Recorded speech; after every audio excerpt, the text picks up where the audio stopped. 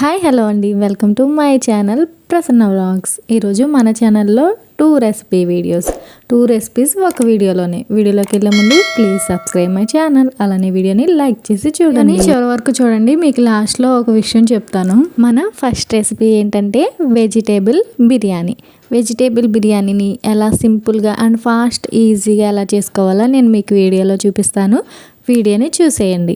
ముందుగా వెజిటేబుల్ బిర్యానీ చేయడానికి మనకి రైస్ కావాలి కదా, రైస్ని కడిగి నానబెట్టుకోవాలి వాటర్లో. నేనైతే 3 గ్లాస్ రైస్ తీసుకున్నాను, కడిగి నానబెట్టుకున్నాను. ఫస్ట్ బాండీ పెట్టుకుని దాంట్లో గీ యాడ్ చేసుకుని జీడిపప్పుని వేసుకోవాలి. జీడిపప్పు లైట్గా ఫ్రై అయ్యే వరకు ఫ్రై చేసుకోవాలి. మీరు కావాలంటే ఆయిల్ యూజ్ చేసి కూడా చేసుకోవచ్చు. జీడిపప్పు ఫ్రై అయిన తర్వాత హోల్ గరం బిర్యానీ మసాలాస్ అన్నీ యాడ్ చేసుకున్నాను. ఈ స్పైసెస్ అన్నీ మిక్స్ చేసుకుంటూ ఫ్రై చేసుకోవాలి. ఇవి ఫ్రై అయిన తర్వాత మనం ముందుగా కట్ చేసి పెట్టుకున్న క్యారెట్, ఆనియన్, మిర్చి, బీన్స్, వెజిటేబుల్స్ని యాడ్ చేసుకుని ఫ్రై అయ్యే వరకు మిక్స్ చేసుకున్నాను. ఇప్పుడు మనం ఇందులో టమాటోస్ని యాడ్ చేయలేదు. అవి కొంచెం ముక్కలకు ఫ్రై అయిన తర్వాత అప్పుడు టమాటోస్ వేసాను. మీరు కూడా ఇలానే చేయండి. అవి లైట్గా ఫ్రై అయిన తర్వాత ముందు వేసిన ముక్కలు, తర్వాత టమాటాలు యాడ్ చేసిన తర్వాత నెక్స్ట్ ఇందులో సాల్ట్ యాడ్ చేశాను. ఒక 2 స్పూన్స్ వేసాను. సరిపోతే వాటర్ పోసినప్పుడు మళ్ళీ యాడ్ చేసుకోవాలి. మీ టేస్ట్కి తగ్గట్టు సాల్ట్ని వేసుకోండి. సాల్ట్ వేసుకున్న తర్వాత వెజిటేబుల్స్ అన్నీ మిక్స్ అయ్యేలాగా గరిటెతో మిక్స్ చేసుకుని మూత పెట్టుకుని ఉంచుకోవాలి. ఇవి కొంచెం సేపటి తర్వాత మూత తీసి ఫ్రై అవుతాయి కదా, అలా ఫ్రై అయినప్పుడు అందులో అల్లం వెల్లుల్లి పేస్ట్ని యాడ్ చేసుకోండి. అల్లం వెల్లుల్లి పేస్ట్ని నేను 2 స్పూన్స్ యాడ్ చేస్తున్నాను. అల్లం వెల్లుల్లి పేస్ట్ యాడ్ చేసిన తర్వాత మరొకసారి గరిటెతో మిక్స్ చేసుకోవాలి. మిక్స్ చేసుకున్న తర్వాత ఇప్పుడు ఇందులో బిర్యానీ మసాలా యాడ్ చేసుకోవాలి. బిర్యానీ మసాలాని నేను ముందుగానే దంచి పక్కన పెట్టుకుని ఉంచుకున్నాను. బిర్యానీ మసాలాని నేను జాజికాయ, జాపత్రి, అనాస పువ్వు, 2 లవంగాలు, చెక్క, కొన్ని ధనియాలు వేసి దంచుకుంటాను. నెక్స్ట్ ఇంకా పుదీనా, కొత్తిమీర కూడా యాడ్ చేసి మిక్స్ చేసుకుని వాటర్ యాడ్ చేసుకుంటున్నాను. నేను 3 గ్లాసుల బియ్యానికి 6 గ్లాసులు వాటర్ యాడ్ చేసుకుంటున్నాను. ఎందుకంటే మా రైస్ పాతవి కాబట్టి, పాత సోనా మైసూర్ రైస్కి నేను 6 గ్లాసులు వాటర్ యాడ్ చేస్తున్నాను 3 గ్లాసుల బియ్యానికి. ఇప్పుడు సాల్ట్ సరిపోయిందో లేదో చూసుకుని ఇప్పుడే యాడ్ చేసుకోవాలి. నేను సాల్ట్ సరిపోలేదని మళ్ళీ యాడ్ చేశాను. తర్వాత మూత పెట్టుకుని ఇలా వీడియోలో కనిపిస్తున్నట్టుగా మరగనివ్వాలి. వాటర్ బాగా మరిగిన తర్వాత అందులోకి ముందుగా నానబెట్టి పక్కన పెట్టుకున్న రైస్ని యాడ్ చేసుకోవాలి. రైస్ యాడ్ చేసిన తర్వాత గరిటె పెట్టి లైట్గా మిక్స్ చేసుకుని మూత పెట్టుకోవాలి. రైస్ ఒకసారి యాడ్ చేసిన తర్వాత గరిటె పెట్టి ఎక్కువగా మిక్స్ చేయకూడదు. మిక్స్ చేస్తే రైస్ విరిగిపోతాయి. అందుకని లైట్గా మిక్స్ చేసుకుని మూత పెట్టుకోవాలి.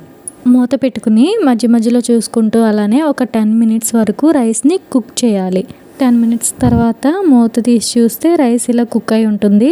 ఇప్పుడు స్టవ్ని సిమ్లో పెట్టుకోవాలి. సిమ్లో పెట్టుకుని నెక్స్ట్ ప్రాసెస్ అంతా కంటిన్యూ చేయాలి. హైలో ఉంటే మాడిపోతుంది కాబట్టి రైస్, అందుకని సిమ్లో పెట్టుకుని చేయాలి. సిమ్లో పెట్టుకున్న తర్వాత ఒక 5 నిమిషాలకి వెజిటేబుల్ బిర్యానీ ఇలా రెడీ అయిపోతుంది. ఈ వెజిటేబుల్ బిర్యానీ చాలా ఈజీగా సింపుల్గా చేసేసుకున్నాం కదా. మీ ఇంటికి ఎవరైనా రిలేటివ్స్ వచ్చినప్పుడు ఇలా బిర్యానీ చేసి వడ్డించండి. వెజిటేబుల్ బిర్యానీ అయితే రెడీ అయిపోయింది. ఈరోజు మన వీడియోలో 2 రెసిపీలు కదా. Next recipe chicken curry and vegetable biryani combination super ఉంటుంది. ఇప్పుడు చికెన్ ప్రాసెస్ స్టార్ట్ చేద్దాం. 1/2 కేజీ చికెన్ తీసుకుని అందులో 1/2 టీ స్పూన్ పసుపు, 1 టీ స్పూన్ ఉప్పు, 2 టీ స్పూన్ల కారం, 1 టీ స్పూన్ ఆయిల్ని యాడ్ చేసుకుని మిక్స్ చేసుకోవాలి.